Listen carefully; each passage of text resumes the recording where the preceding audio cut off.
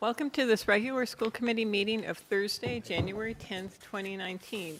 We're opening the meeting, but we're going to immediately go into executive session and we'll return afterwards. The session is to conduct strategy sessions in preparation for negotiations with union and or non-union personnel or contract negotiations with union and or non-union in which if held in an open meeting may have a detrimental effect. To conduct strategy with respect to collective bargaining or litigation, in which if held in an open meeting may have a detrimental effect. Collective bargaining may also be conducted. To discuss the deployment of security devices, personnel or devices. Can I have a motion? Moved. Second? Second. Okay. Aye. This is a Yes. roll call. Aye. Yes. Yes. Yes. Yes. Okay, so we are now in executive session.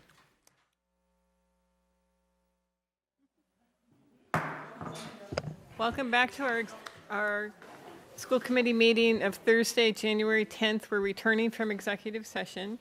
At this point, we welcome Ms. Knoll for the Great American Smokeout. Come on. This is the kids from the Audison, who, it's not the Great American Smokeout, but we do a project every year at the end of the year. And we have our calendar, which the kids design.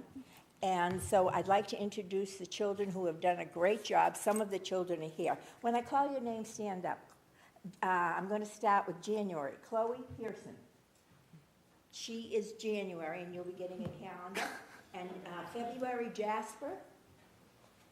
And April, Jessica. Jessie. And October, Rose. And December, Miriam. So these are just some of them, and they'd like to just come around. Middle and so forth, and we hope you enjoy them. Thank you very much. Thank you. I'm going to hold some of them, maybe the camera can get. And February the calendars. I don't know. Okay. Thank you very much. This one is from Chloe Pearson. I'll sit. Put this in my office. It's a great picture of wildlife, not smoking, not vaping either. Want to show people a little bit?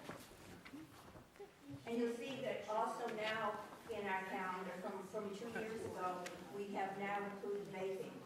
Yes. So this is a big, It's a big thing. Great idea. E-cigarettes. Thank you Thank you very much. so much. Okay, so this is February. March, e-cigarettes are just as bad. I'm hoping the cameras, I don't know which camera I should be aiming at. Cigarettes. Thank you for coming. Thank you. Good. April? Thank you. Warning, cigarettes are the river leading to an ocean of illness. Oh, yeah, that looks cool. And I'm going to stop with June for now. And this is a turtle saying e-cigarettes are dangerous, and this turtle will explain it. Don't smoke. So, thank Smart you. turtle. Yeah. Okay, and there was no public participation, so moving on, we have a discussion of value engineering for the new AHS. Dr. Bodie, you want to start? Thank you. I'd be happy to start. We're going to put this up. So the building committee met on this last Tuesday, and as we are moving forward, one of the issues that we have to face is looking at ways that we might be able to reduce the cost of the high school. And there have been a number of suggestions. From the very start, just choosing the option that we did save $25 million. And so there's been a lot of attention on that. The number $308 million right now still represents the inclusion of facilities or IT and the controller, and those are departments that are going to be moved from the high school. So we're going to be looking at what the cost estimates are. Those will be taken into consideration when the plan goes to the cost estimators on Monday, and we'll get results back in 2 weeks. But as we are looking at this, we've been entertaining all the different suggestions that we might consider that would reduce the cost of the high school. And two suggestions that have been made would be to remove the preschool program and have the preschool program be at Parmenter, not just temporarily, but permanently. Or, and maybe there was even an and/or in there, but or the district offices move to Parmenter and be there so that we reduce the footprint and the cost of the high school. So the building committee, with the support of the town manager, asked HMFH, the architect for the high school, to do a study exactly on that, looking at, first of all, what would be the cost of the preschool temporarily being at Parmenter, but then what would be the cost of the preschool being at Parmenter permanently, and then also looking at the issues around the district offices being at Parmenter permanently. And the building committee heard this report on Tuesday, and so I've got my other committee members here who will tag team us. I was just going to point out, it wasn't just the cost, but it was also looking at the adequacy of the building to house the different offices, Yes, that was, or that was, offices or school. right. So it's not only the cost, but first of all, could the preschool actually, could it work at the Parmenter school? It might be helpful, Karen, would you mind just taking the other light off in front of that?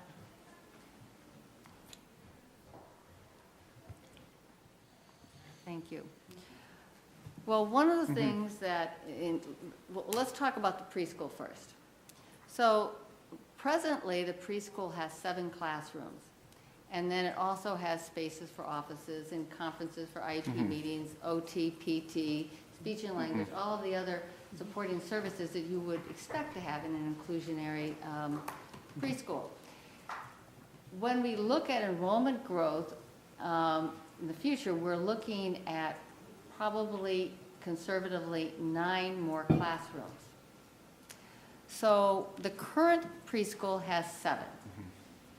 9 more or 9? 16. 9 total? 9 total. 9 total, okay. 9 total. No, don't panic. I was like, the more, so it sounded like, yeah. No, more isn't the right word, but we would have 2 more than we presently have. So HMFH took a look at the floor plans at the Parmenter. There is a lower level, a first, third, and fourth level. Actually, they call it lower, first, second, third, but there's 4 levels there. And they were able to put all 7 classrooms into the Parmenter. And I want you to notice that on the right side, there is the Arlington Children's Center, which is that larger rectangle off. They did not include that in the study. It was just the part that had been the international school, which is the area that will become vacant this coming June. And they were able to put the 7 classrooms in, as well as put all the various special education offices and program space into it. I will say that, and they said also that some of the classroom spaces are smaller than what we currently have. But we would have the 7 classrooms. And obviously, the classes that were a little bit larger would be assigned to the rooms that are a little bit bigger. None of these rooms would be close to what they would have in a new program here at the high school. So so the answer is yes, they could fit temporarily, but the answer is no, that they could fit there permanently. Because even if we were to have Arlington's Children's Center, we would break the lease with them. When they looked at that additional space, which is actually a lot less than it looks like by the footprint, there still would not be enough space for the future preschool. So that was one issue. Could you actually put the preschool there? Temporarily, the answer is yes, using our current numbers, but future, no.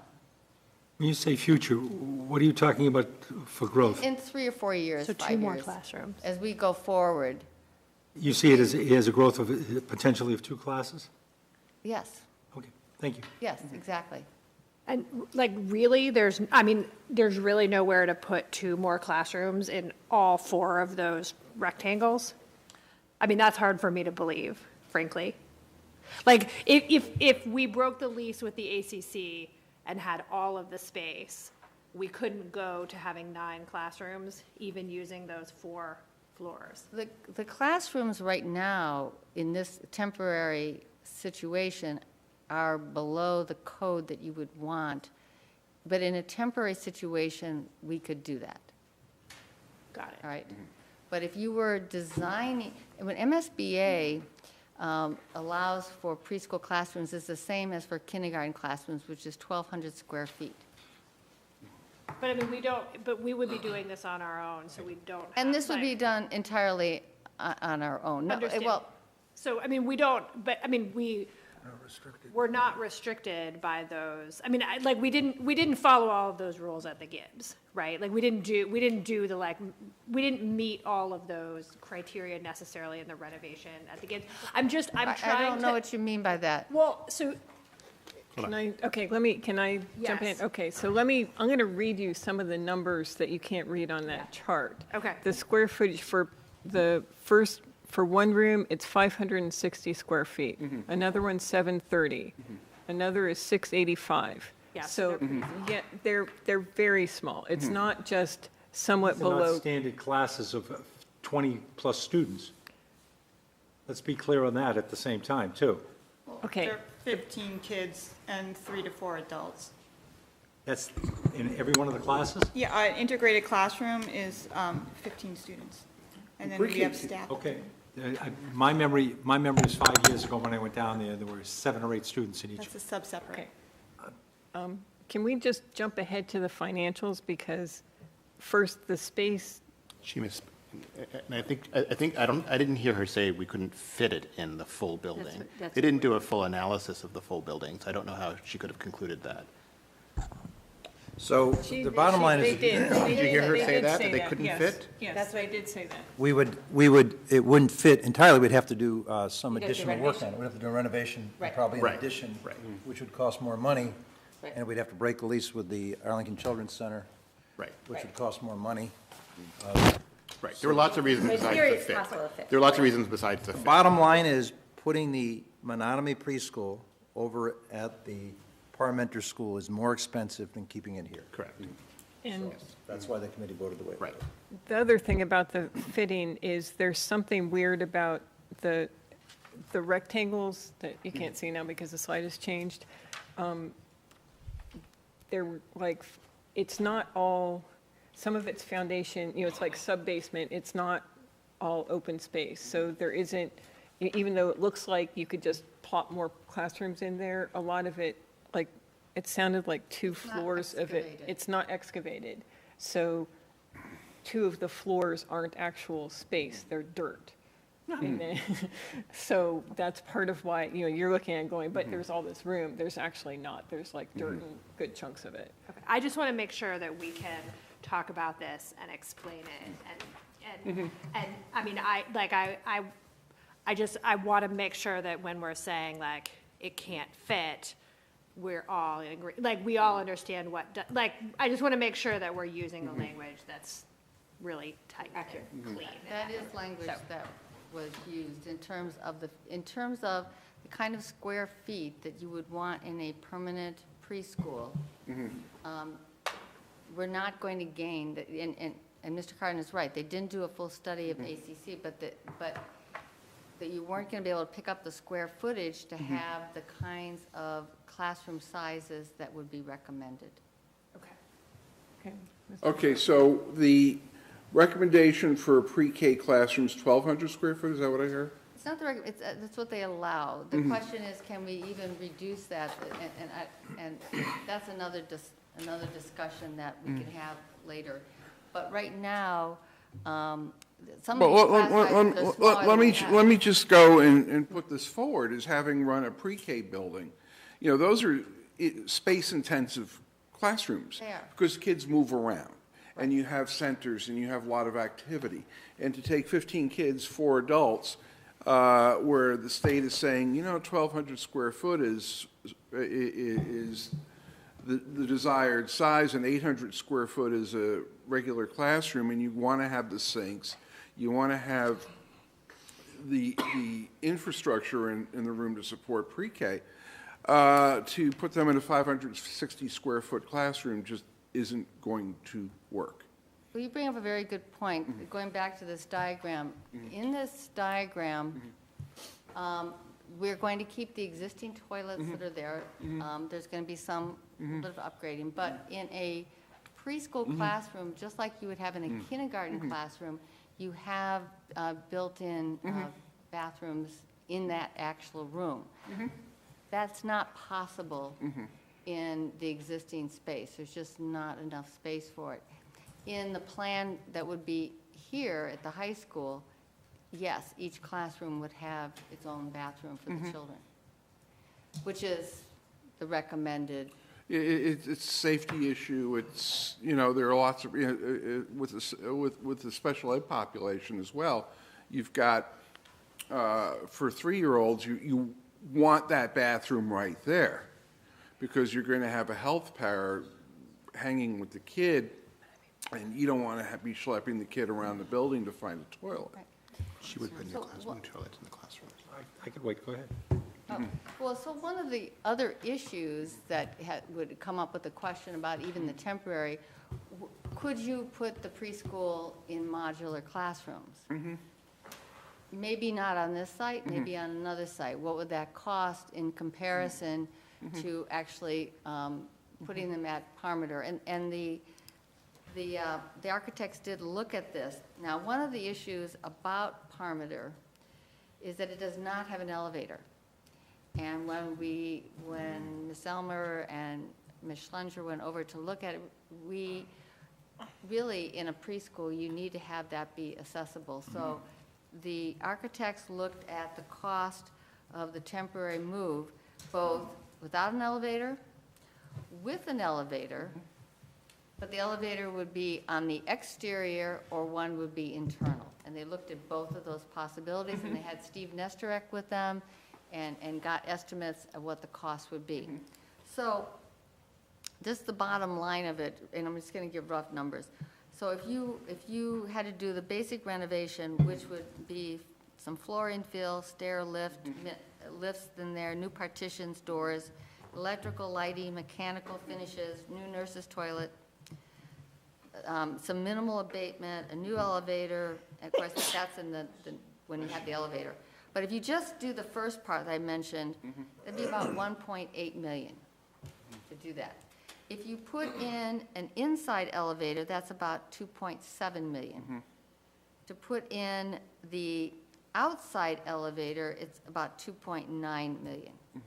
So that would be what the cost would be to make sure that Parmenter could actually house it temporarily. So you look at what would modulars cost to do this, because we're talking about multiple years. And when we had Stratton out that 1 year with 26 modulars, that was 3.1 million that we never got any benefit from other than we were able to do Stratton. If we were to have the preschool in modulars, well, first of all, it's the 7 classrooms plus. We would need probably 3 or 4 more just for the offices, the PT, the OT, the speech, all of the different services that are part of that.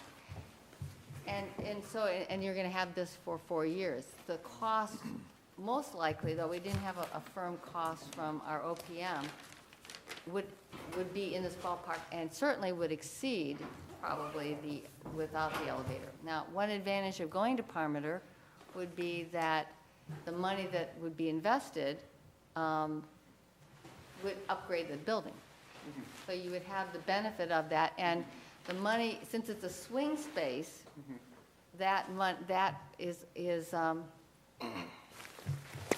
since it's a swing space, that would be part of the soft cost of the high school project.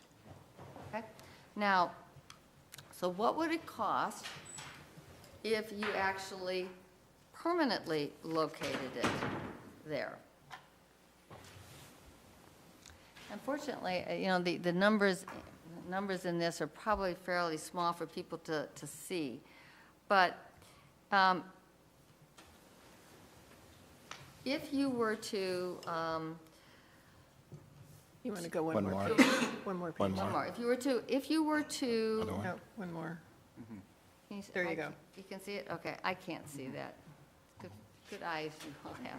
But if you were to renovate Parmenter for permanent relocation, it would be roughly about $13 million. And again, there's a whole issue of the en-suite toilet, and then just trying to, take down walls to get something bigger. It does say Does say that new toilets. toilets, yeah. So the main point is that it would cost 13 million, but to keep it in the building here would cost 8 or 9 million. Well, it's 10, Plus the 2 10.5 million to that was 11.5 million to keep it in the building. So the committee looked at that and said, there is two things. There is no cost savings in doing it, and secondly, you would lose this asset in the town that we would have no participation on the part of MSBA for, and there is the potential participation if it stayed in the high school, and it's less expensive. And Well, the other thing is to point out the school committee, or the building committee would be taking, if we did this, we would be initiating a process where we would potentially eliminate one preschool in town, and there's tremendous demand for preschool seats in the town of Arlington. Right, so the ACC would have to relocate, we'd have to pay them, and they'd stay in Arlington or they wouldn't. So- We could build them in addition to the high school.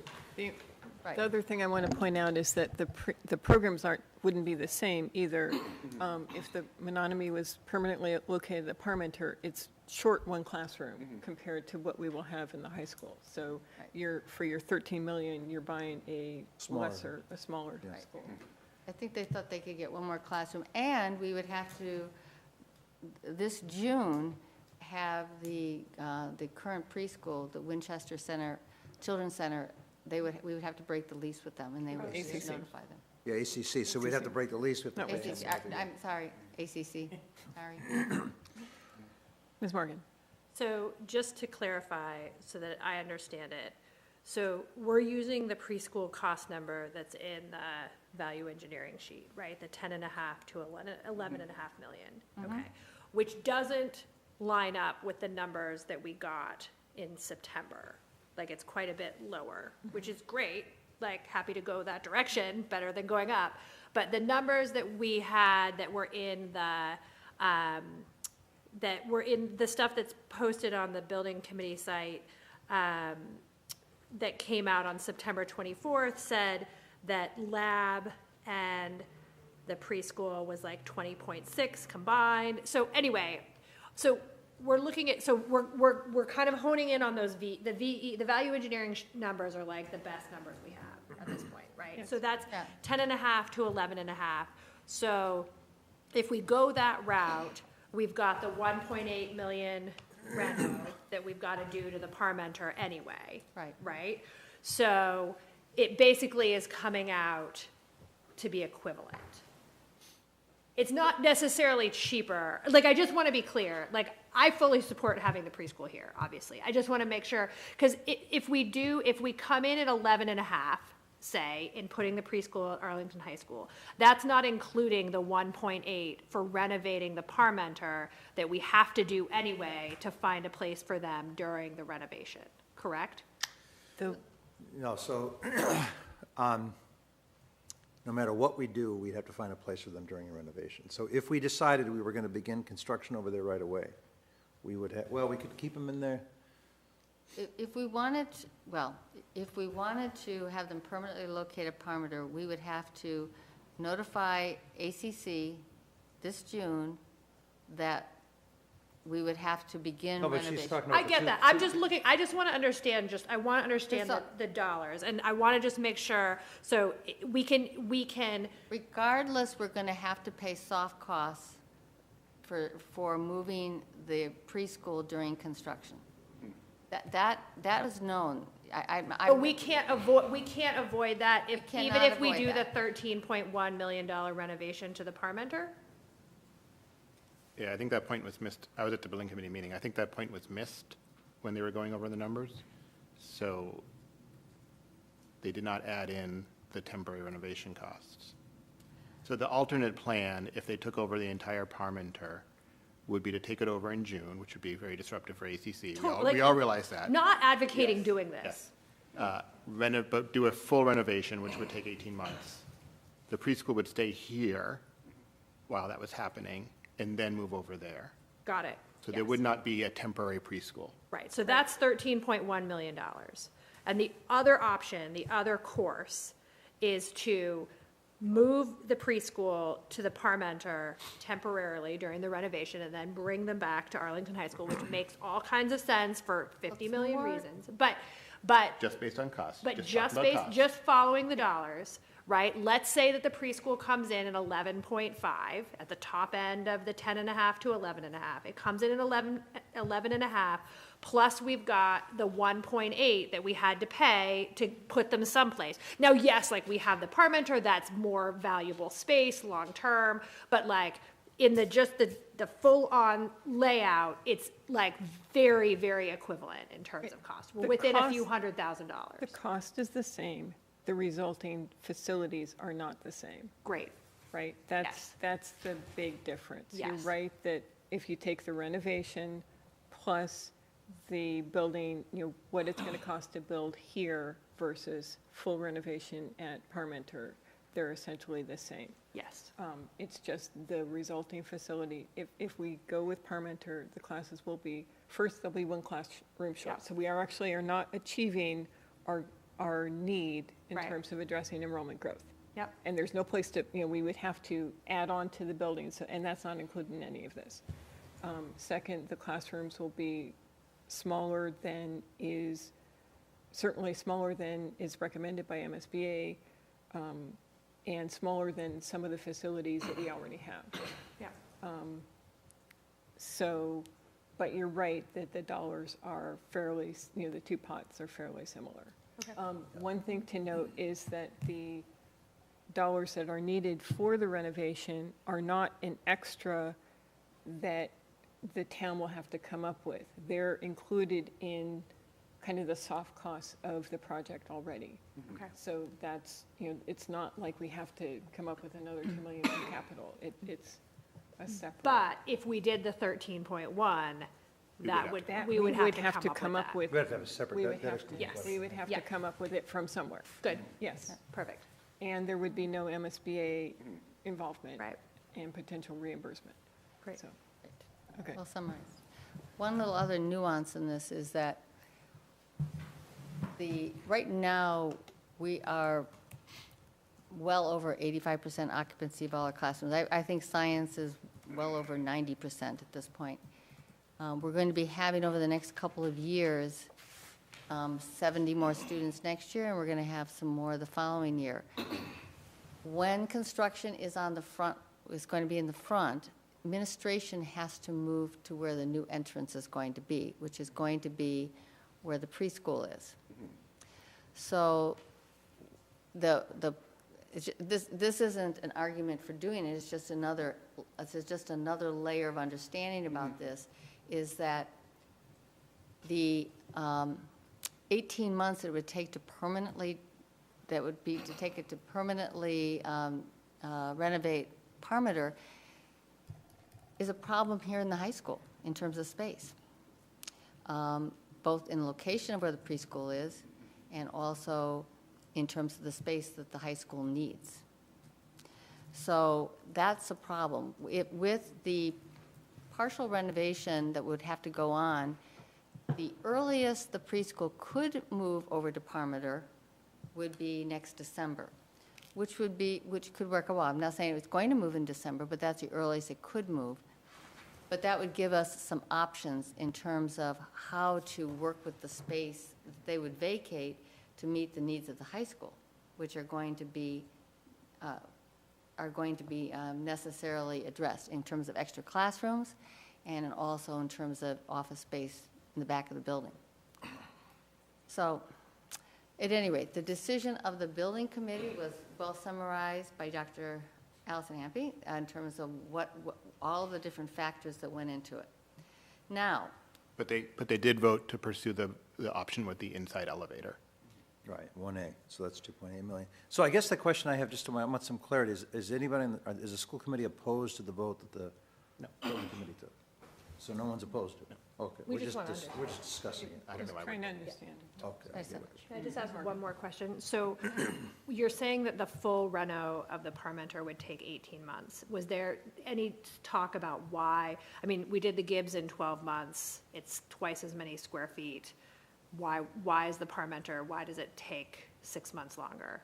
Is it just in worse You're condition? talking- Gibbs was 14 months, but that was just a rough estimate. I mean, Okay, because Dr. Bodie just said that it would be 18 months for Well, that's the what full it was, reno. that's I'm just one number curious, like, that's- I know these aren't your numbers. I just, I'm, yeah, like, it I think actually about says, it actually things. says 14 months on her slides. It actually would be 14 months. 14 months, but that was for the district offices, I think. No, But it says, it's that's 14 the for that. monotony side. Okay. So, yeah, and the other thing is, this is not as refined a plan as we had for the Gibbs.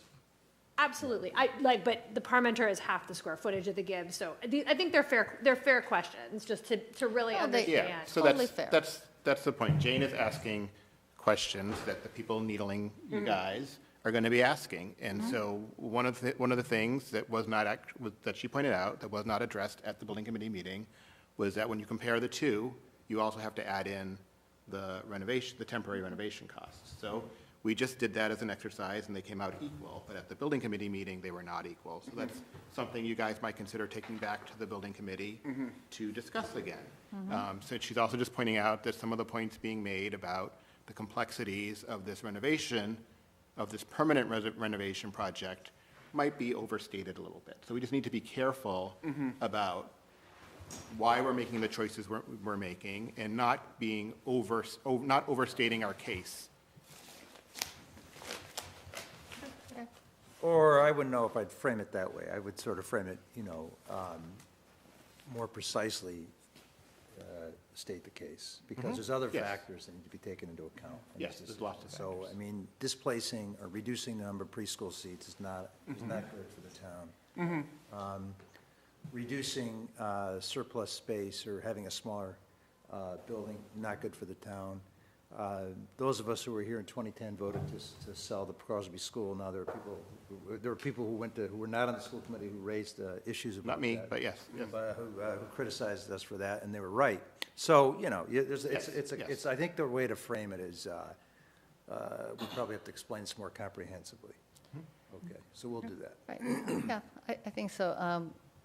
Amy Spear, who is head of the Subcommittee on Communications, has written a blog trying to summarize this in a way that tries to make it more simple and more understandable, and that will be coming and available on our website, the high school website, very soon. But I do think that, to your point, we need to know what all of the different points are and try to make this as clear as possible as to what were the key factors in deciding this. And so the other issue was the district offices. And they went, if you go back to the design, they actually took, again, they did not include ACC, but they took the existing spaces and then had to reconfigure them for the different district office functions. And yes, it could fit, slightly smaller, but they went then through what, It didn't include school, it fits without a There's room no for s- school committee room. yes, just the district offices, but not school committee. Well, actually, they have a school committee room. It's 1,000 square feet. It's in the basement, the lower level. But this room is 1,500 square feet. So they did include it, but all of the spaces are less. I mean, I think it's fine to have the offices less, but one of the, well, we can talk about the school committee room at some other point in terms of the VE issues. But the issue right now is, how do you make a decision about whether district offices should go to permanently toward the end of the phasing? And what are the cost benefits? What are the issues in terms of space? And what is the issues in terms of phasing? There was an issue with phasing that was concerning. But if you just simply do costs, the renovation of a Parmenter would be $8.1 million. Potentially, there would be a relocation amount as well for swing space for district offices. That would be 1.2, and I'll explain that in a minute, for a total of 9.3 million in order for district offices to permanently be at Parmenter. Now, what would the cost if district offices stayed in the high school plan? And it would be between 5.5 and 6.5 million. Now, what is the issue around phasing? It has to do, if we make the assumption that we're going to have the preschool temporarily at Parmenter, the idea would be for them to stay there for the construction and bring them back when construction is over. But this building would be, where district offices would reside, would be eliminated after phase 2. So either the preschool comes back now because the preschool space would be ready, but they would be coming back during construction, and then once they leave Parmenter, there needs 14 months for the full renovation of Parmenter before district offices move. That 14 months, district offices have to be someplace else, and that someplace else would be the Downs building. So the only way the district, so if you want the assumption, if you want preschool to stay at Parmenter, then you have to have 2 moves for district offices. It's the only way that's going to work. And that cost is going to, they estimate it to be 9.3 million. So again, it's an issue of space. The space in Parmenter would not be equivalent to the space that we have. And it would cost more to renovate Parmenter for district offices than it would be to have them stay in the high school plan. So after looking at both the district office issue, the preschool, the committee voted on Tuesday night for cost reasons, cost and space phasing issues, but mainly for cost, to keep the preschool and the district offices in the high school plan and have the preschool have a temporary location, swing space location at Parmenter. So that's so the committee went through the process of seeing whether this made sense for the high school project, because I know a lot of people have talked about this, and people are going to want to see the numbers, and I think they should see the numbers, but this was the conclusion and the decision of the building committee. So, Any questions about the district offices? Ms. Morgan? IT is in there or no? Could they fit IT in or no? In district offices? No, IT's not in that, no. Okay.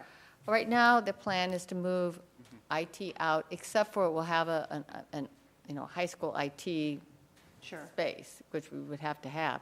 But right now, IT, as you know, is a town school department, would have something like 20 people in it.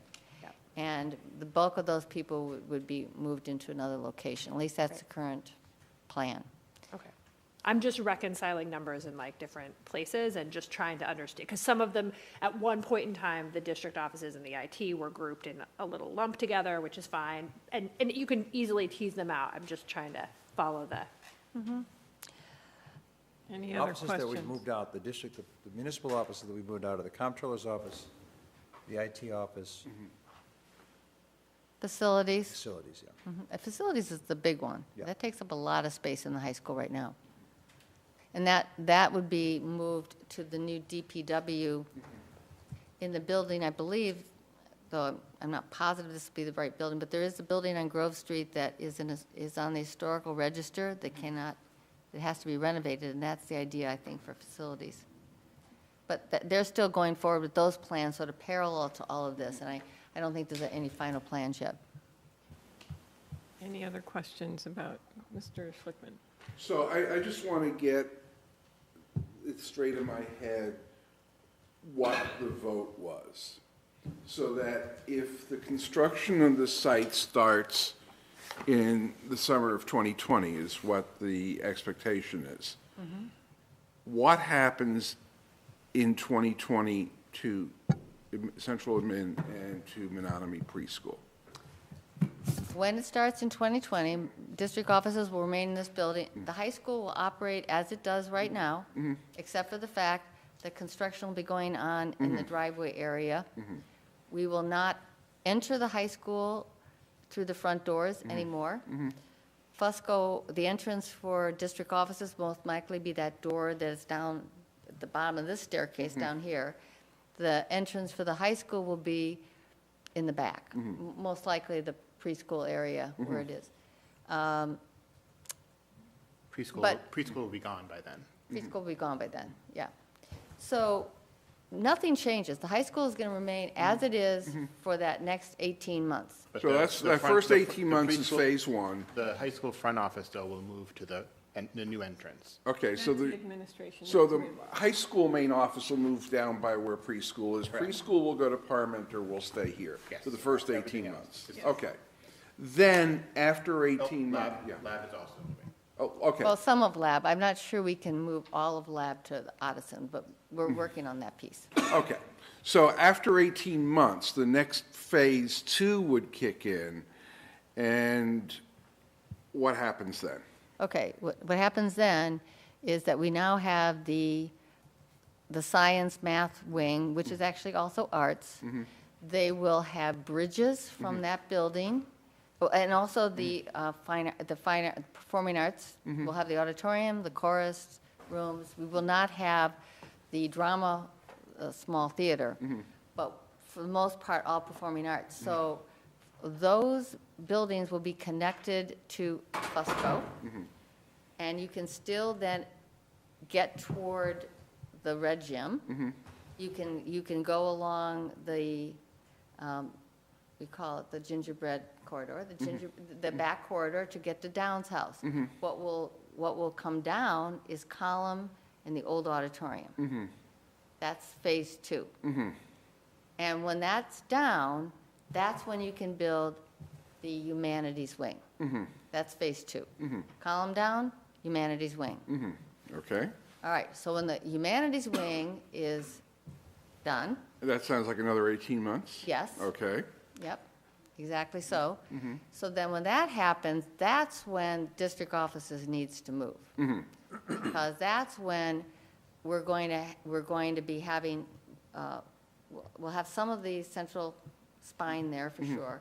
So this building will be taken down. District offices and any other functions in this building will move to Downs, if that's probably where this will go. Well, actually, in phase two, the preschool and district offices are built. Because that's that little, actually, there are slides here. Do you mind if I Yeah, show that's them? fine. We were debating whether to get into all these phasing diagrams. All right, so this is phase one. That's just utilities. This is That's the utilities, they have to do all the utilities. Don't worry about the Yeah, utilities. Don't worry skip. about, Yeah, don't worry about that. It's actually very fascinating. Can I explain it? go A for lot of it. the yeah. stormwater, there's a lot going on there. I'm No, not- I'm kidding. Were they in this presentation? Yeah, there's a lot, they there's a are. lot that have to do with utilities and building doing the geothermal wells Yeah, and. keep going. Keep going, okay, Yeah. All Okay, right. there we go. here we go. Phase one. Yeah. Phase one. We just discussed that. Right, we Right. phase one. okay. and there- Take a second on phase one on that first picture, just to absorb it, okay. New admin in the back, new entry in the back, temporary stairway from the front, so people can enter from Mass Ave to the new entrance by CVS. All of the doors in front that we normally go in, they will still be available for emergency exits. The contractors will do their lay down on the Mass Avenue side of the construction. But we will not enter the front, anything along the driveway during phase one. Okay, You Nothing. may see some pickup trucks parked in the CVS lot. well, that's cool. We do have parking two. issues. Phase two. Yeah. and all the parking that's in the circular drive, you see the purple over there? Back there, yeah. Basketball courts? That's the parking. Possibly we'll have some parking over by DPW too, but don't know yet. I mean, this is the first go-through. I mean, these are going to get tweaked as we go along. All right, so Okay. these are the floor plans. It shows, the purple are, programs are being moved. The purple, you can see that in the the back down, that's part of the preschool, and then there's another part of the preschool in the column. The larger purple area is both the little theater and lab, and we're going to try to move as much of that out as possible. So these are really getting into the floor plans, but the concept-wise, so we get into phase 2. The buildings on the front driveway are built. Fusco's there. But the blue gym, by the way, is in this phase now becomes the cafeteria. Because prior to this, the high school just remains operating just as it is, other than they can't come in the front door. But, so in this phase, blue gym becomes cafeteria. You could still travel along through Fusco to blue gym to red gym to Downs. This is going to be a big U. You know, it's going to be, because nothing in column, the auditorium, the main, none of that, that's all going to go. And then that's when you're going to build the humanities wing. Okay? All right. We won't go through all the. By the way, just during that period of time, actually, we'll have more space in the school than we had. Yes, the tightest year will be next year. The first phase will be the tightest year, yeah. Right, we'll have 70 more students, preschool will be here for whatever part, you know, certainly they'll be here for the first semester, if not more. But then the next year, the next phase, we have the new wing. We have the performing arts, we have the new STEM wing. And actually, when we get further along the process, we have excess space, because Downs doesn't go down to the very last phase. So anyway, that's phase 3, is to build the humanities wing and some of the central spine, okay? And then the last part of this would be, phase 4 is when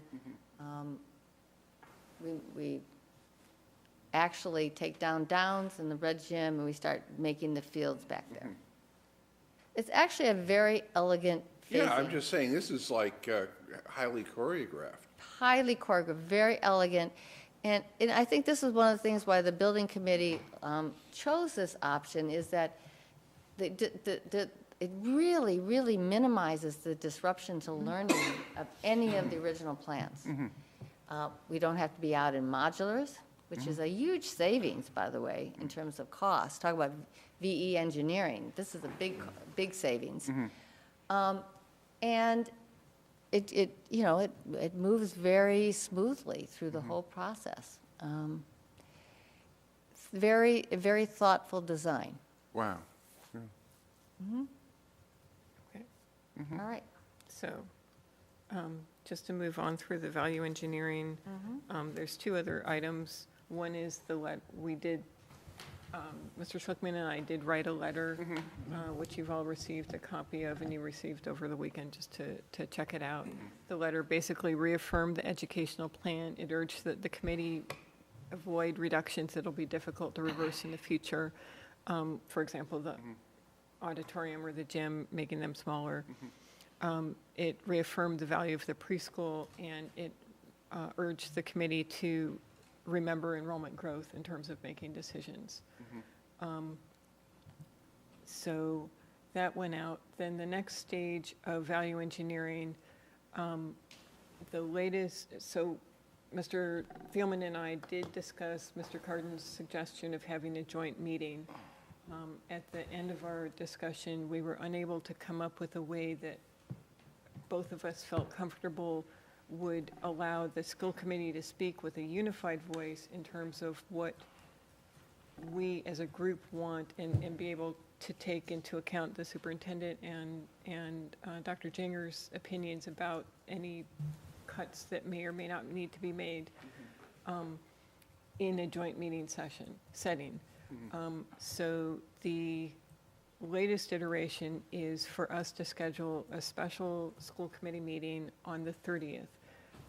It has to be the 30th because the new estimates won't come back until the 28th, and they won't be reconciled, so they won't be matched up and finalized until the 29th.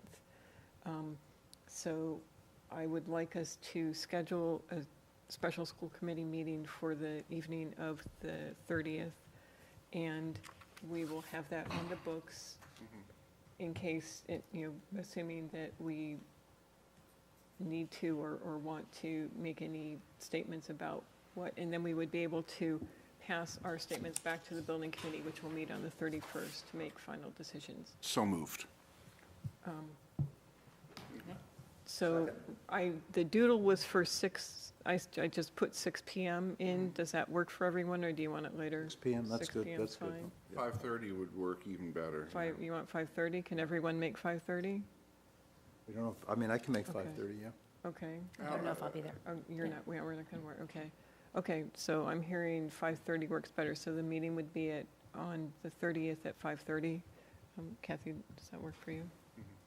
Okay. Sure. Okay, so I heard a move, did I get a second? Second. Second, okay. Second. Is there any further discussion for this? No, all in favor? Aye. Any opposed? Any abstentions? Okay, so we'll have a special school committee meeting scheduled for the 30th.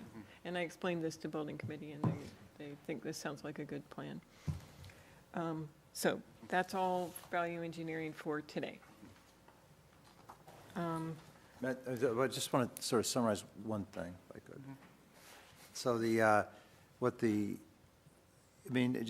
I think what the building committee wants, and this is, the town manager's advice and John Cole's advice and other people's advice, they would like a unified position by the school committee, the superintendent, and the high school principal. There's one, everyone, we debate it, we have a big discussion with the principal, we have a big conversation, and then we come out of it with the plan, the recommendations. And that's what we're doing by On the having a 30th, meeting. yeah. Okay. Okay. Mr. Kirk? So, looking over at what Belmont did to reduce their cost, they ended up cutting the common space. So I haven't seen that on the value engineering thing. So if that could be suggested as something to look at, that might be interesting. Yeah, Yeah. well, Okay, we can, I think, first of all, I think that would be, so here's how I would look at that. I think that's an educational decision. Right. Yeah, and so I think it's something, So it's making the Yeah, so band room smaller. Yeah. I think it's the 30th, discussion on the 30th. Because I think the building committee's. Right, but we need the dollar estimate for that. Yeah, What do you mean by common? So there's breakout space, there's a big locker area that's Right. being planned, just hallway. Always, and stuff like that. general Okay. Building flow space. Got it. You're allowed up to a 1.5 multiplier factor, but if you can take that down a little bit, then you're cutting off, Got if we need to cut off 10,000 square feet, we can either take it out of the science rooms, Right, right. or we can take it out, maybe out of the hallways. Got it. yeah. So it's also important to understand we're forced to do value engineering if we go above 308 million, because that's the maximum we can spend since we submitted the PSR to the state. And then there's the other position, which is, should we reduce it a little bit more if we get below 308 million? And that's kind of a philosophical conversation everyone has to have. So that's what I'm not clear on. At that meeting on the 30th, are we going to be given a number that we have to meet, or are we going to be given this vague, are there things you're considering eliminating? we don't, it's going to depend on what the estimate shows. If Okay. the estimate is above. Right, if it's over 308, I 308, then understand. yeah. But if yeah, it comes in at it's- 308, we can probably cancel the meeting, is that what we're saying? No, I would say not, because I think we should, so, I mean, I think make sure everyone understands. There's two cost estimations that are taking place. There's Skanskas and there's HMFHs. They have to reconcile those numbers in an all-day meeting. At the end of that, they all come to an agreement. and they say, your building's going to cost X. If it's above 308 million, it's a, there's a lot of, it's an intense conversation. It's below 308 million, then it's a philosophical conversation among the building committee, and the building committee may say, I want this down by 10 million more. And then they would say to us, well, to get it down by 10 million more, you have to cut out X number of square feet. That gets into program, and then it goes to the school committee on the 30th, at which meeting we say, look, the building committee wants this down by $10 million. Yes. And that's X number of square feet. That process I'm very comfortable with. Yeah, X number of The square feet. more, yes, What do you want to do? yes. Okay. Thank But there may not be a majority on the building committee that wants to do that, or there may be, I don't know. Right. All right. Am I accurately, Yes. summarizing it? Yeah. And do you want to talk a little bit that you are working towards having ideas for what would be the things to consider cutting? There certainly were things that people talked about from the very beginning, the most obvious things, the gym or the size of the stage. And we're looking, those are certainly on people's VE list to consider. But what we're doing is we're going through literally every space that which we did initially. And, we were very thoughtful in that process, but now we're going to take another, pencil to it and see if there's anything we could recommend in terms of the least, would we prefer not to touch any of it? Of course. We'll see what the numbers are. But should we need to, and we might, what would be the least impactful on the programming of the high school to reduce? And that's what we're looking at right now. And Ms. Elmer's been involved in that, and Dr. Janger and I have had many discussions about it, and will continue to. So that when we on the 30th, what we will come to you with is pretty much a prioritized list, and give you our rationale for it, and that's where the discussion will be.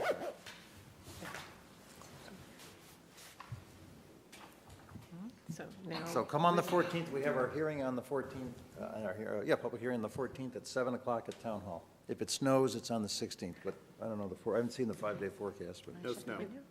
no snow. it's a forum, it's not a hearing. Forum, It's a forum, yeah, forum. Well, I'm going to hear what they say. So, I'm going to. That's fine. So the 14th is the hearing, and we're Forum, it's a public forum, but Public we'll forum. be hearing and listening, we'll be hearing from the people, from the panel. Right. It's really to educate people where we are, and also to present some of the cost issues with it. And so it's going to be a very informational event. Since I was going to mention this in my report, but since we're talking about these events, last night we had a tour at the high school, and thank you for everybody who participated in that. We had about 50 people that came, and at the end of the tour, which took everybody longer than they expected it would take, they came back to the old hall, and we had a question and answer, and it went for quite a while. I think it went about after 9:15, really. And so what the plan will be going forward is that we will have other opportunities in the spring for these tours and more question and answers as we go forward.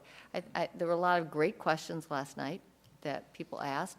Some of them actually had to do with phasing, some had to do with preschool. Where the administration going to be? What's the, I think one concern by all parents is what is going to be the educational impact of this on students? And, I think that the phasing really minimize that as much as possible. Now, does it mean that we're not going to noise? There's going to be some noise. That's being honest about it. But I think that everything will be done to reduce the loudest noises during, when school is in session. And that will be very careful planning. So anyway, it was very successful, and thank you again for everybody who participated. okay, so now, moving on to the calendar discussion. And first, let me mention, Mr. Hayner had to leave because of a family issue. A family issue. Okay. So, calendar? Calendar. We are at that point, again, we want to take a look at what the major dates are for next year on the calendar so parents can plan ahead. Hope to be able to actually look at this at 2 years, but I'll explain why probably doing like 2 years may not make sense to do this January. But as we look to next year, the 1920 school year, we are going to have a very similar calendar to this year. Students will start at the day after Labor Day. And the plan for kindergarten the day after Labor Day is, again, to have the open house as we did this year. Kindergarten in that first week will have half the class go full day on Wednesday, the other half full day on Thursday, and then a full day on Friday. And all that information is going to go out to parents, incoming kindergarten parents. But I think what parents want to know is, what day do my kids have to show up? And it's the Tuesday after Labor Day. And for elementary, we will still have early release day. This year, we had early release, no lunch, and I have to say that ended up being very popular. I don't know if it was popular with parents, but it was very popular with staff in terms of getting, having time to meet and get rooms ready. But we would stick with our current early release schedule. So that's another, so everything is pretty much the same. I do want to talk about the winter break around Christmas. Christmas is on a Wednesday. And normally, we don't have school on Christmas Eve. A lot of it's travel, but also some of our contracts, not our teachers' contracts, have that as a specified holiday. So we would have some key people that would not be here when it's in their contract. So that would leave Monday, the 23rd. The teacher's contract has it as a No. holiday? Oh, sorry. What? I said the teachers do not have it in the Okay, contract. just some other people do. Some other Got it. Okay. contracts have that in their, and that goes back Yeah, a yeah. long time ago. But at any rate, the question was, should we open on the 23rd? And we came to the conclusion, no, because when we go into school vacations, we bring the temperature down of the buildings. Not this building, not Fusco House. The rest of the high school we do, but this is zoned differently. But it would mean bringing the temperature up only to then bring it down. And it just didn't make sense from our point of view. But then that's your decision too, if you would agree with that, because my recommendation on this calendar is that we dismiss normal time on Friday before, so it wouldn't be an early release day, but that we would not be in school on Monday, the 23rd. Now, if you want an early release day on Friday, that was something you might want to discuss tonight. So that's the only real change that would be something to note. Otherwise, the February vacations and the April are still always the third full week of that month. And if we had, starting on Labor Day with all of the other holidays or no school days that we have, if the 180th day would be June 18th, which is a Thursday. That means that we have really we have to, by state law, as you know, put 5 snow days in the calendar. And teachers know that they can't, they have, the expectation is they would plan to be here for those additional 5 days in case there was snow. So it's very likely that we will have to go into the last full week, maybe not, but probably, the last full week of June. It is not the last week. There's the last week of June is actually a split June-July week. So those are the essential things. What I can come back to you about later, as we've done, is we need time to look at when conferences are going to be, when the secondary schools want to have their early release days. And those are things that we can get into the calendar. But those aren't the changes that parents really want to know. They want to know the key vacation and start times. Now, there is one thing that is not in here, and I've talked to Ms. Seuss about this, is that we asked in a calendar survey this fall whether we should change the secondary start time to 8:30. We had strong support from teachers, and we had strong support from parents to do that. But we're going to go through a process. We've been talking with the union about this, is to have some discussion, opportunities for teachers to talk about this some more. And Community Relations is going to do the same before we actually bring a recommendation to the school committee for a start time change, should there be a start time change. But right now, in the Middlesex League, which we belong to, about half have changed already, and some are changing next year. Athletic schedules are already determined on the 8:30 start. It does have a domino effect, which is why we need a little bit more time to think this through. It does have a domino effect on what happens with preschool. And so we're working on that. What are all the transportation effects? Because right now, it's a very scheduled, well-oiled machine in the morning in terms of transportation, the Gibbs bus, special education transportation, and we need to look at that. But at any rate, I'll be coming back to you with a start time recommendation, probably in another month. But right now, I didn't feel like we should wait, and we should get the major dates on the voted. So what action do you need us to take? I would like an action on the calendar that is in your packet for 1819. All it has is the no school days, the start day, when the 180th day is. It also has that, it also means that we would have the 23rd as a no school day for the winter break, and what the 5 snow days would bring us to. So the 5th snow day would bring us to the 25th of June. Doesn't mean we're limited to 5 snow days. We hopefully don't get there, but that's what you have to put on the calendar. Can I have a motion? So moved. Okay, Mr. Schlickman, a second? I think, So the motion is to have the first day of school be, The day after Labor Day. Motion is to adopt the calendar. Yeah, After that's the the calendar in calendar your that's packet. in Novus. So who seconded? I'll second. Okay. Yeah. Okay, Yeah. so Mr. Schlickman motioned and, yes, okay, so is there any discussion? Mr. Schlickman? Yeah, I mean, I think that this was well thought out. Coming in the 23rd of December is foolish. I know the discussion around Merrimack Valley is, should we come in on January 2nd and 3rd or close for the full 2 weeks? Lowell has done that in the past because of the heating costs. Lowell also has the advantage of starting in August. So I don't see us being able to do that without an August start. Now, in terms of the start times, if the big factor was holding us back was Middlesex League.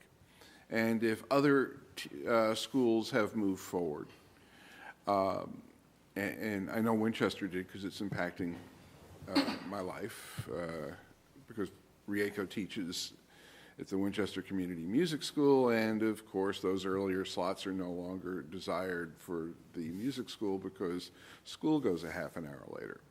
And so she's teaching a half an hour later. So, yeah, I mean, I understand the impacts on both sides, but I think there's strong community support. The reason why we're holding back was in terms of the athletics. The athletics has been adjusted, so I would very strongly hope that the recommendation coming forward in a couple of meetings would be to go to an 8:30 start. Anyone else want to speak for Mr. Cardin? So 2 things. So I am a little concerned about going into the 4th week of June, almost definitely, unless we only have 1 snow day. So I do think, we can definitely adopt this as a draft calendar, but I do think we should have some community outreach on that. I don't recall if we've had a calendar that's gone, numerically, it's the same as this year, but the way the calendar works with the 4th week, I know that that's typically the start date of summer camps, so just makes me a little uncomfortable doing it without any community involvement. Secondly, on the start time, I mean, I really would like to see a recommendation on February 13th. I don't quite understand, why this is taking so long. So I'm willing to withhold my motion until February 13th, but expect a motion on February 13th regarding start time. Okay. Ms. Morgan?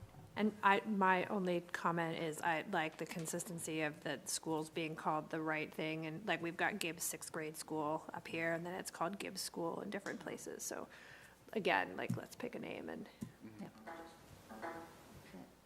exactly. May I make a comment?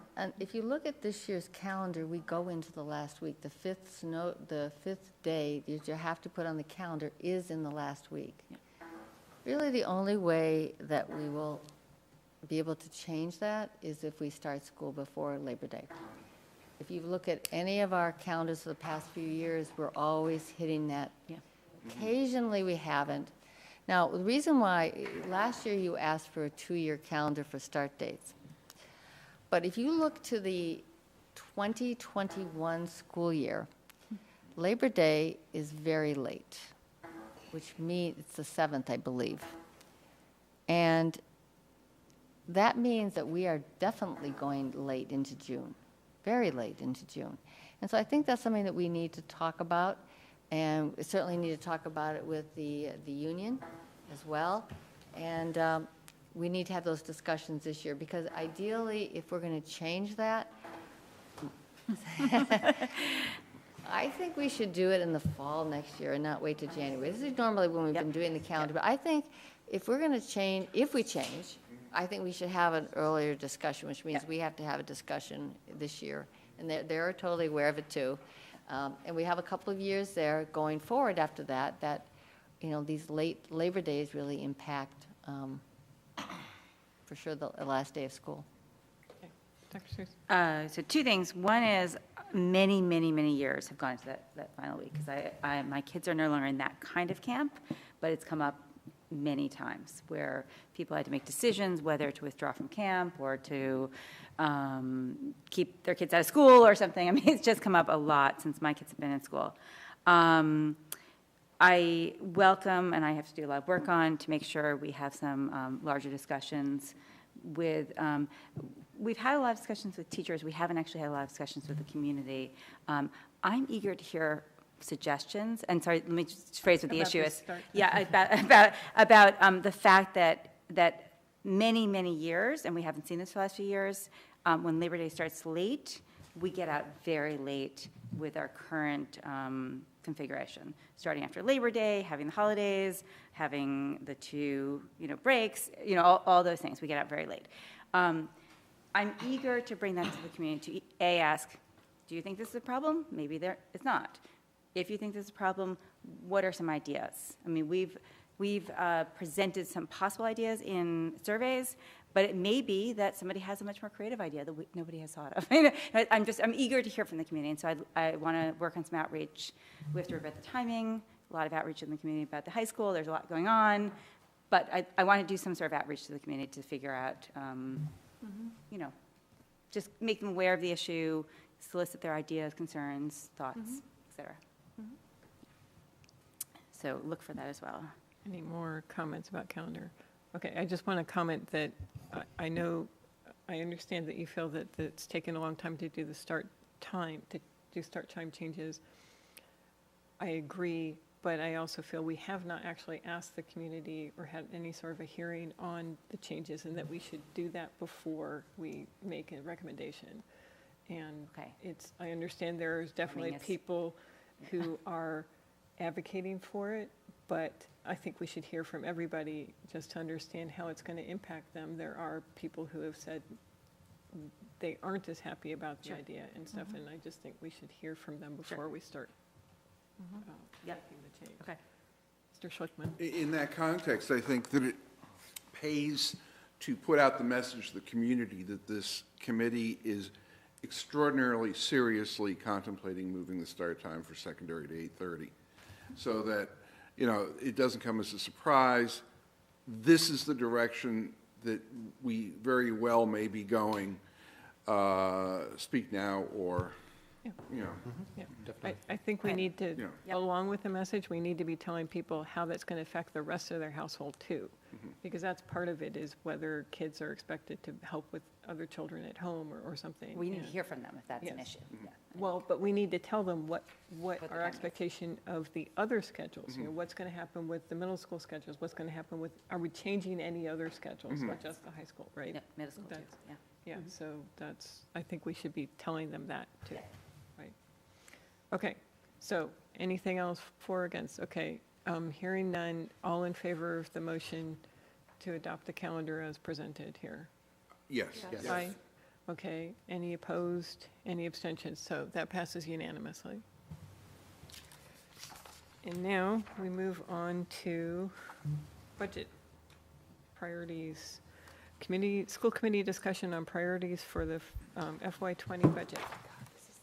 So, Mr. Cardin, would you like to guide our discussion? Sure, so.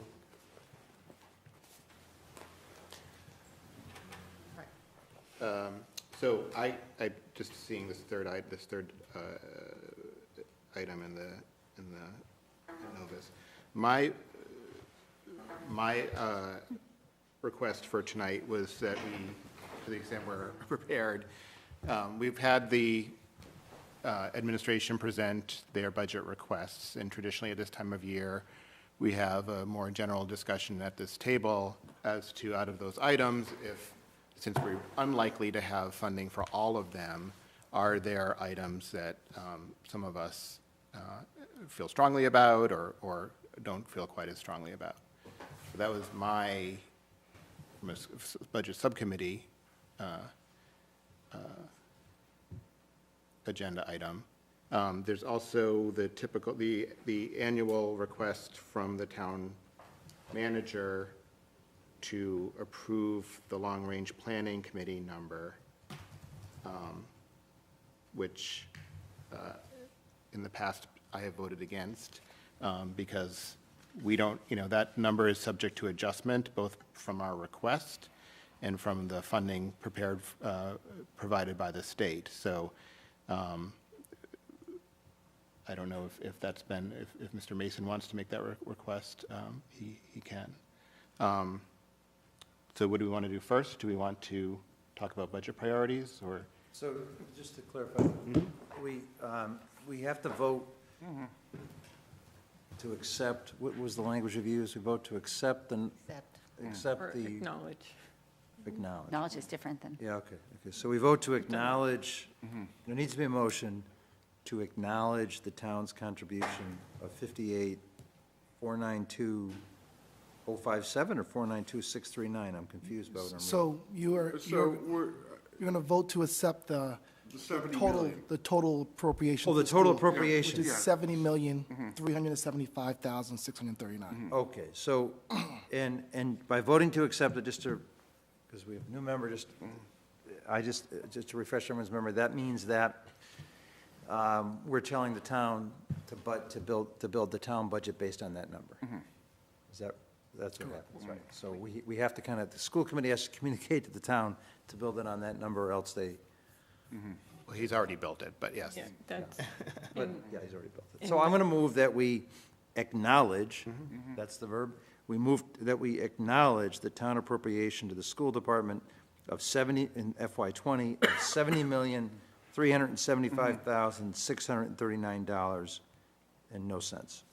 okay, can I have a second? Second. No Okay. sense. Is there more, 00.00. any discussion to the motion? Mr. Schlickman? Yeah, I mean, the one thing that I'm heartened by is that as the budget season has progressed, and if the Chapter 70's been coming in higher than we project, we've been able to move that number up a little. I'm anticipating the same understanding from the town going forward, which is why I feel a little more comfortable in taking a number at this point and moving forward with it.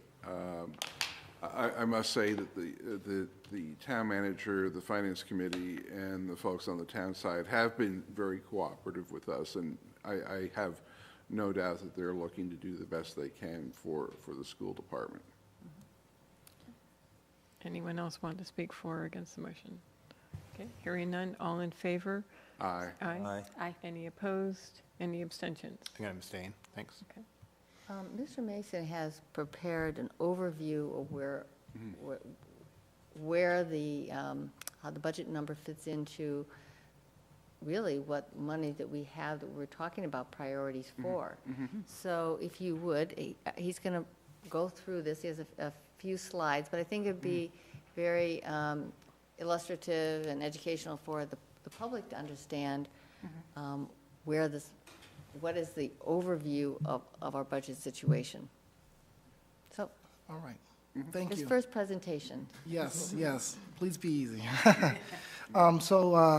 As you guys have voted on, so let me make sure I'm in line on my in front of me. But so up above is the school appropriation that the long-range planning committee has proposed for the school committee to accept, which is $4,122,617 over the prior year.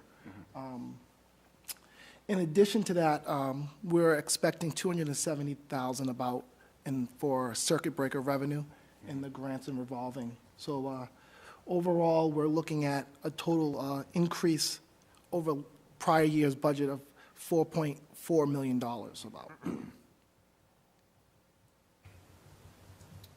So the breakdown of the school appropriation that the long-range planning committee has proposed is based on a Chapter 70 formula, which the state has put out as it's an old formula that needs some adjustment, but basically it tells the community a portion that the town has to appropriate or contribute, and the state will also contribute. So the long-range planning committee uses an assumption of a 1% increase.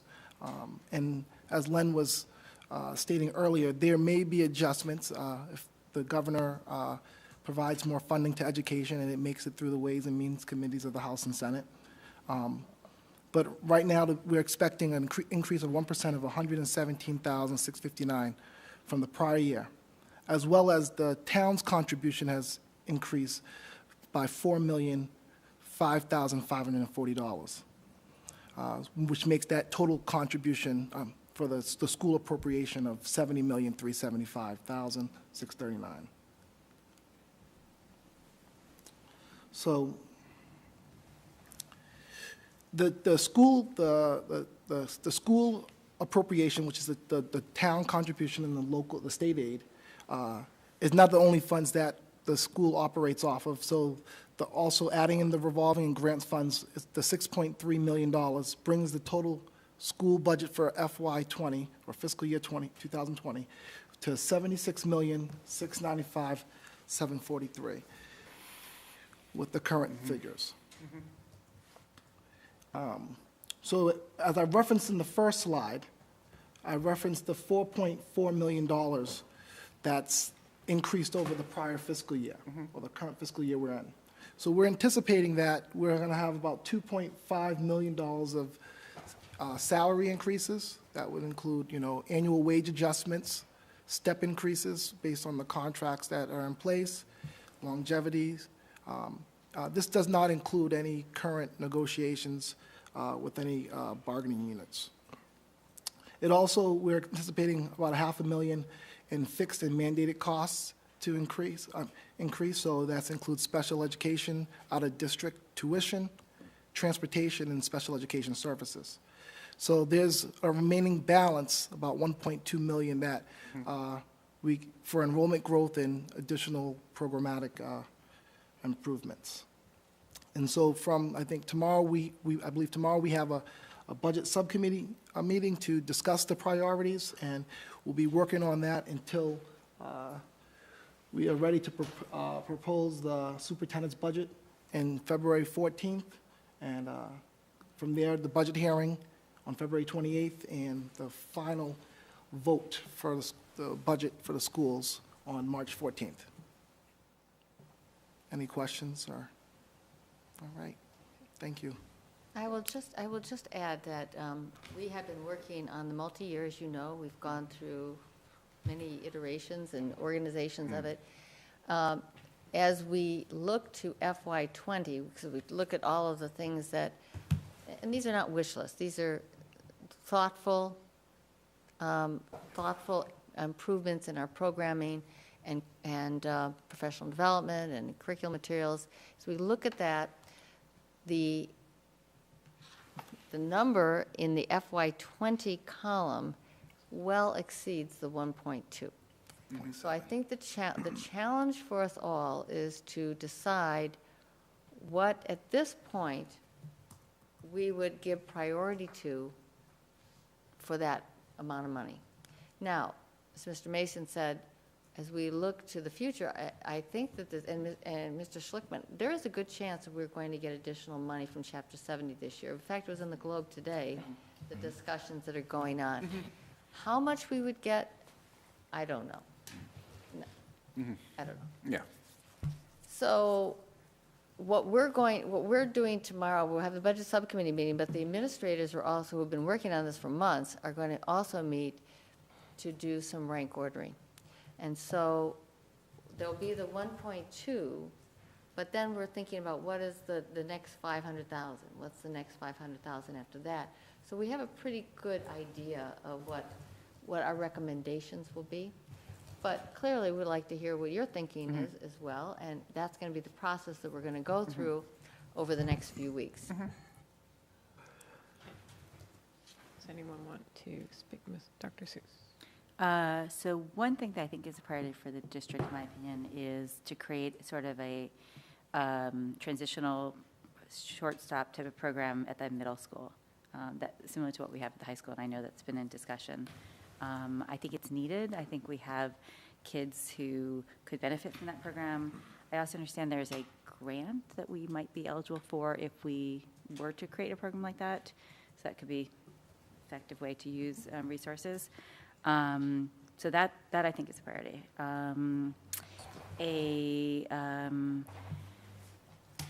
Assistant principals at the elementary schools, we aren't going to be able to create them all at once.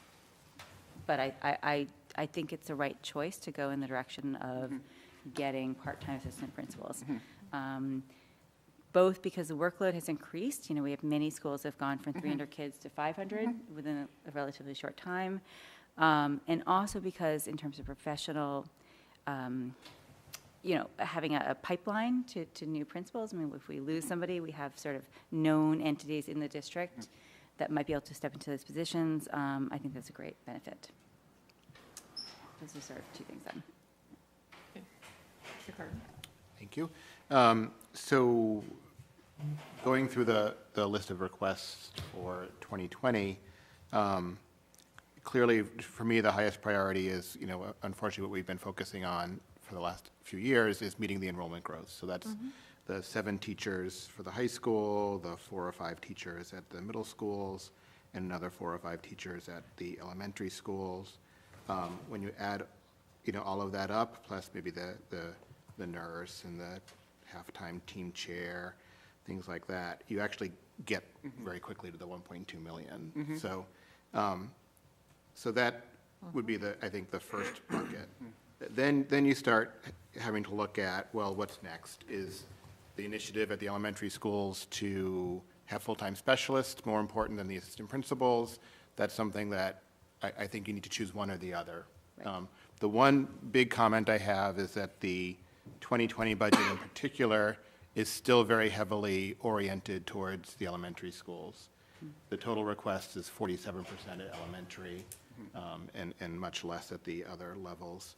So I think that's where, we have 7 schools, and it's hard so whenever we have an initiative like digital learning specialist, it's very expensive because we want one in each of the schools. But overall, we've been putting a little bit too much at the elementary level.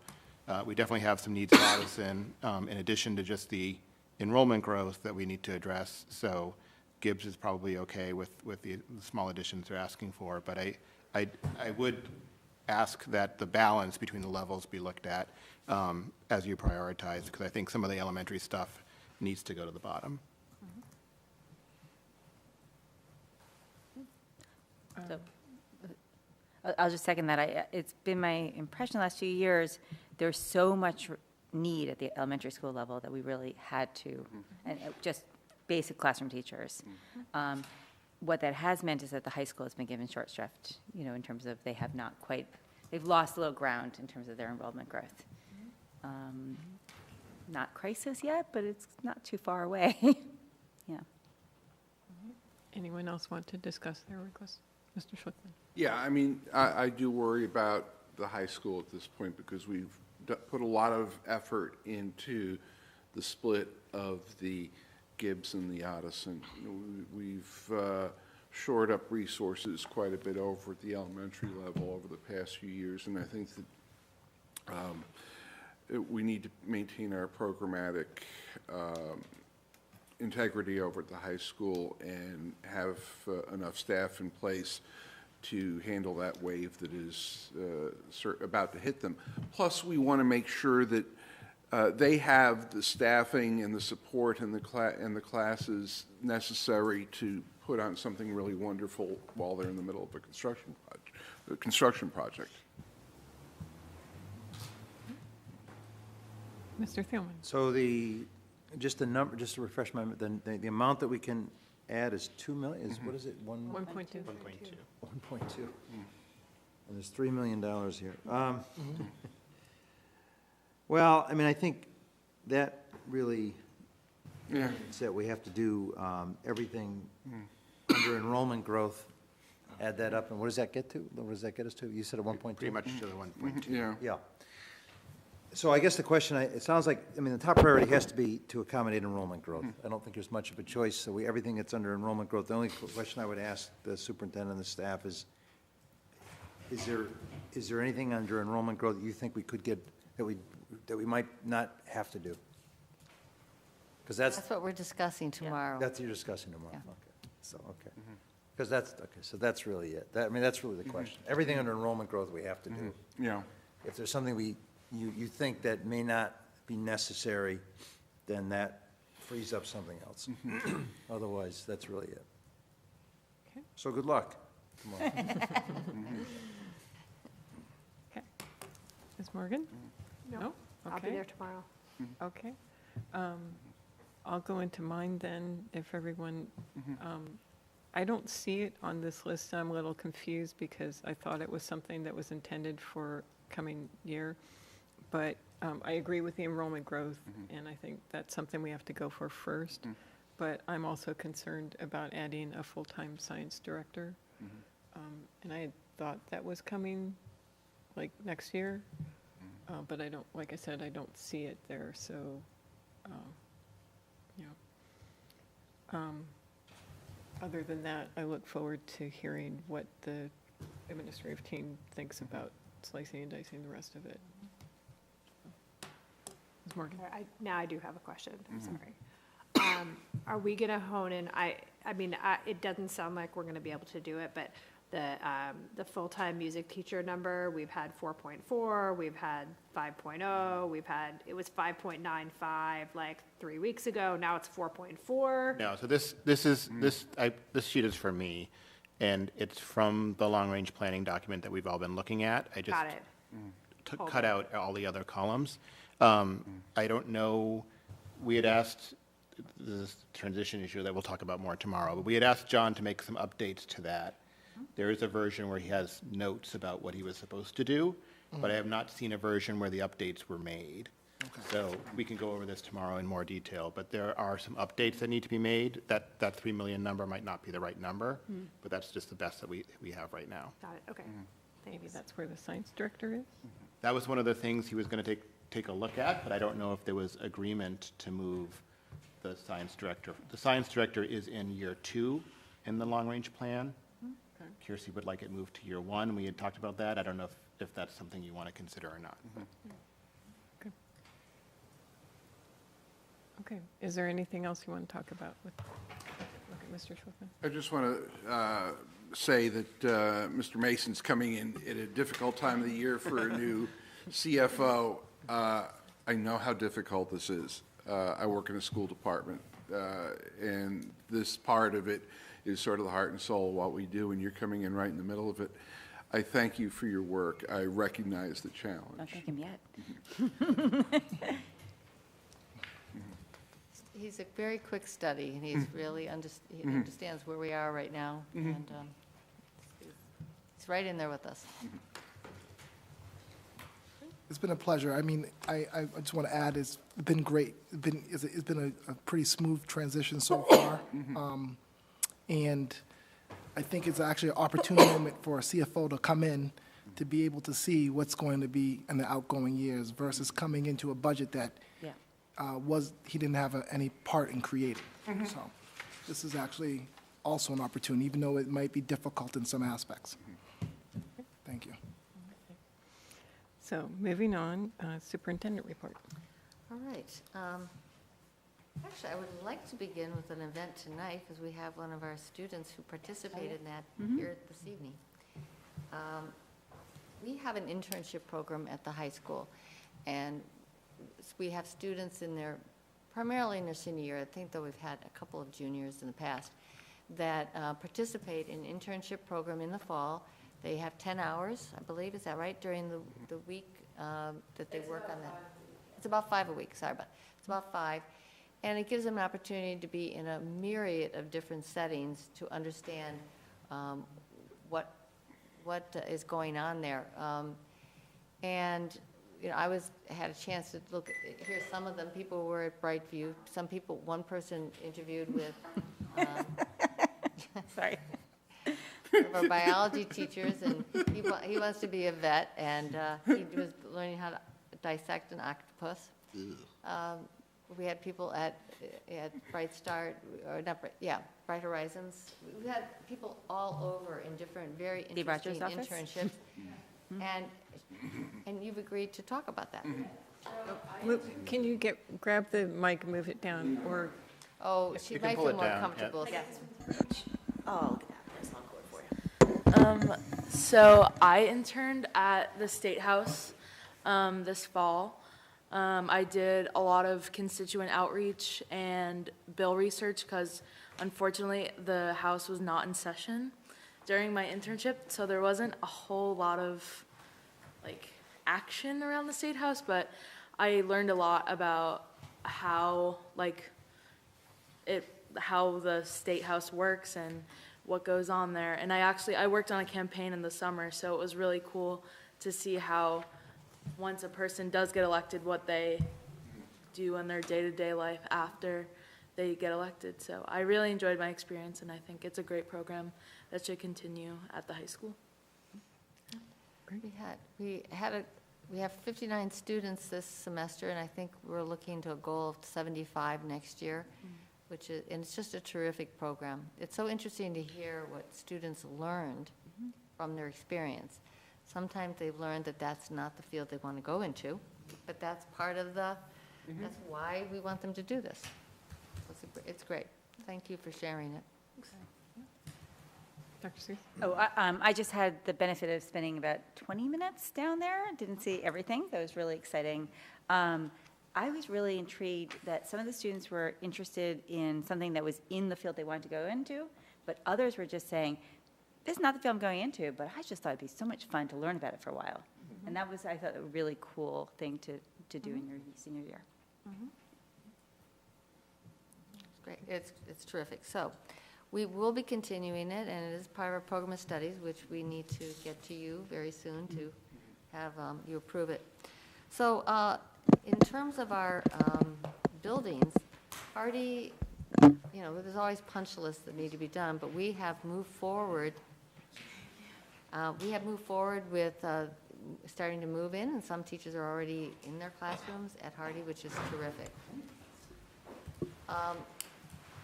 Today, speaking of Hardy, I did have a final discussion with John Marshall, who is leaving the post as Director of Park and Rec to be Assistant Town Administrator in Belmont. And we were talking about playgrounds, and just to see where they were with that. And but he feels as though the playground at Hardy, which is going to be on the Chandler Street side, there is going to be the money from CPA, I believe, And Jim Feeney, who's the deputy town manager, is working on that, on the playground. Just to clarify, I think the CPA money is just for the planning, the For the study. planning. Not for the actual playground. Right, it has to yeah. go, I'm sorry, you're right, it has to go to capital to be funded, but we Right. haven't even seen what that Yeah. the whole study involves. But that's actually in the town manager's office right now. So that is moving forward. Gibbs, they're doing the punch list. Would like to be able to close out Gibbs in the next couple months, and Permanent Town Building Committee has that as a goal, to be able to do that. We've already mentioned that the high school forum, doesn't hurt to re-mention it, is this coming Monday at 7 o'clock in town meeting. I'm glad to know from Mr. Carden there's no snow, though.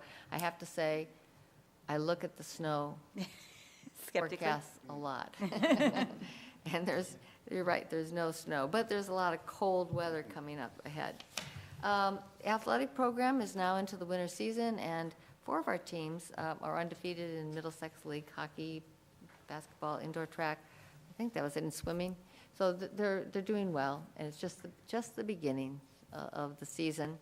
And then we also got information from Mr. Ardito about, let me see here it is, that 50 of our high school students are part of a regional high school exhibit at the Lexington Arts and Crafts Society. We've participated before, but I don't think we've ever had as many as 50 students do that. I may be wrong, but I think this is a high year.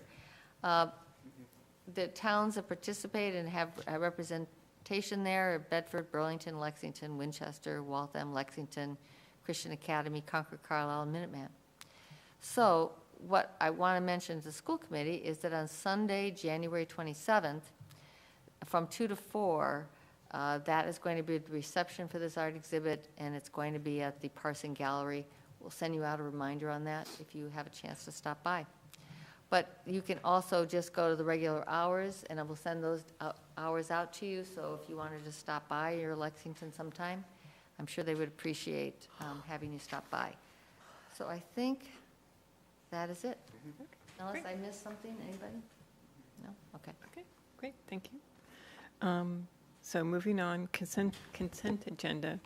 All items listed with an asterisk are considered to be routine and will be enacted by one motion. There will be no separate discussion of these items unless a member of the committee so requests, in which event the item will be considered in its normal sequence.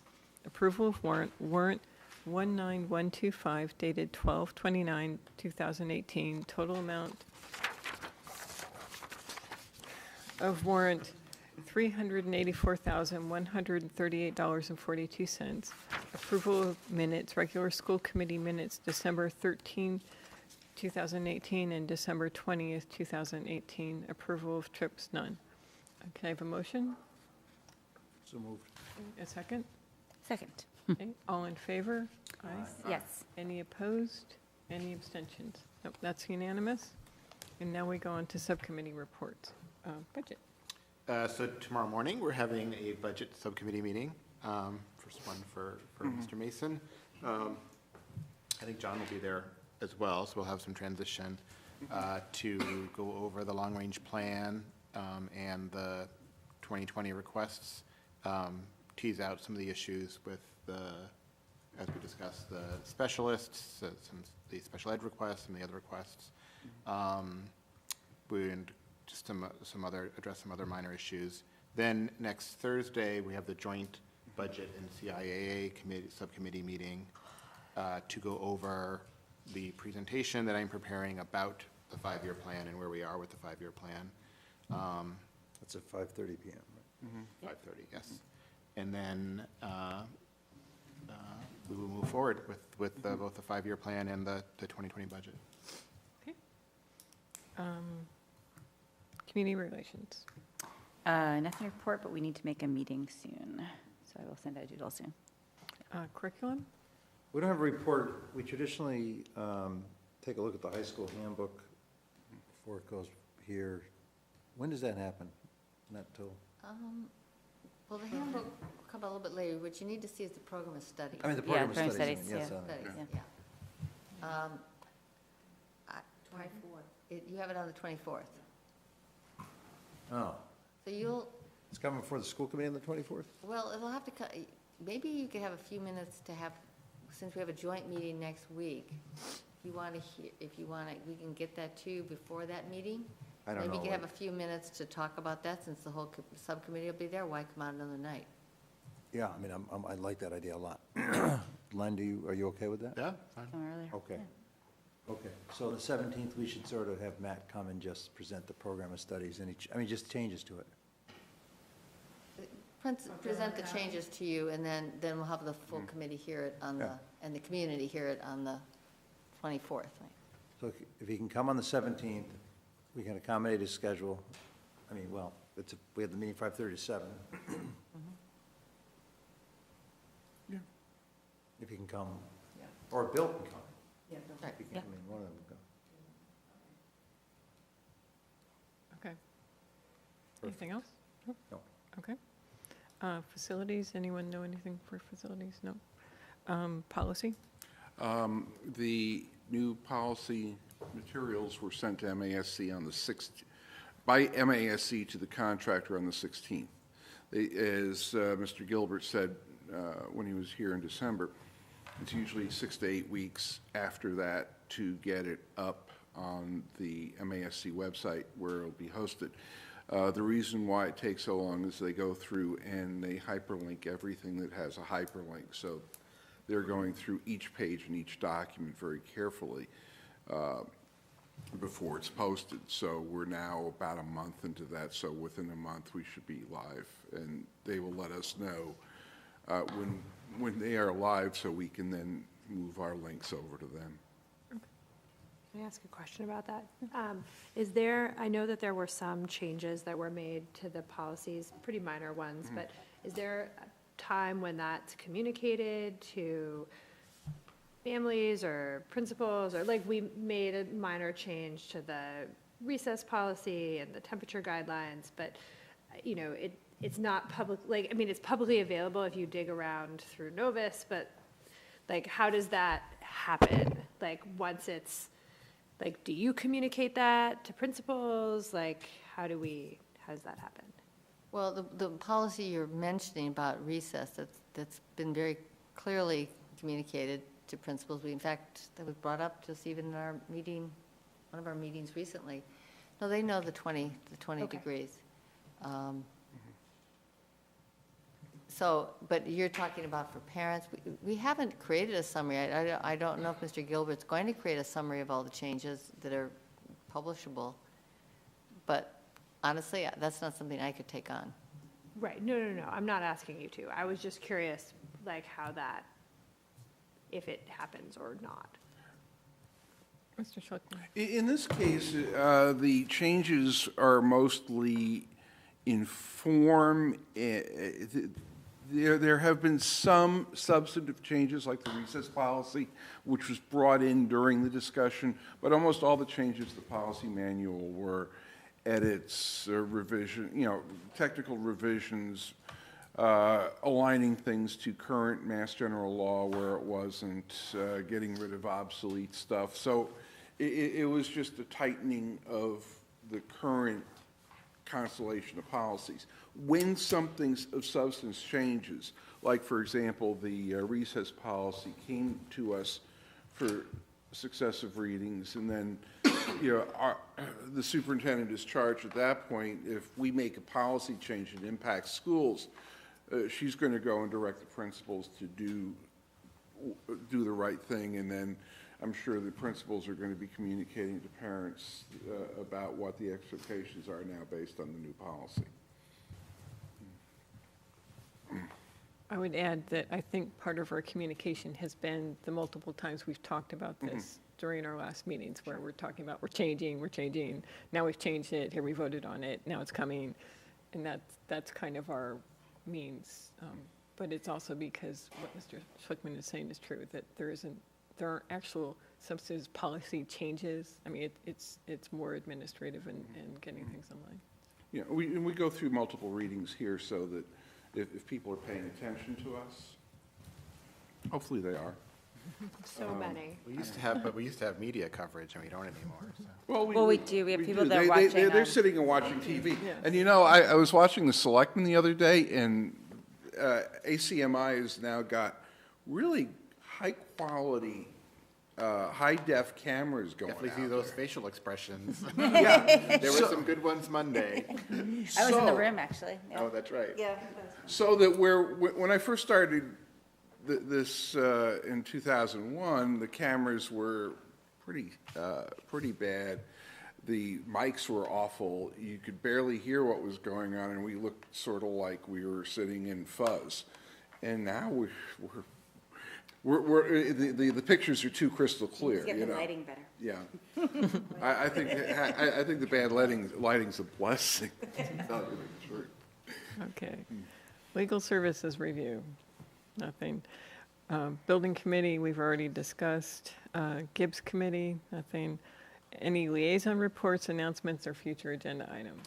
I don't really have a big announcement, but I just went to a wellness committee meeting, and it seems like there's some possibility for some really fun, really valuable grants around social emotional issues in the school system. So there's also been discussion about CPR training for teachers, for the community, for, just training more trainers that we could make that more available to everybody.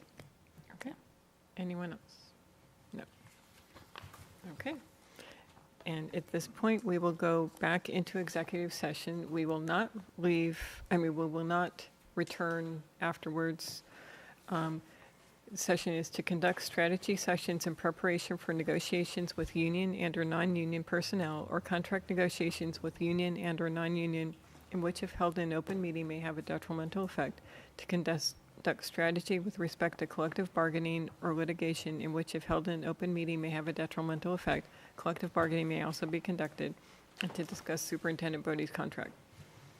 So may I have a motion to go into executive session? Okay, a second? Second. Okay, and roll Yes. call? Yes. Mr. Clickman? Yes. Yes. Yes. And I say yes, that's unanimous, and we're going into executive session.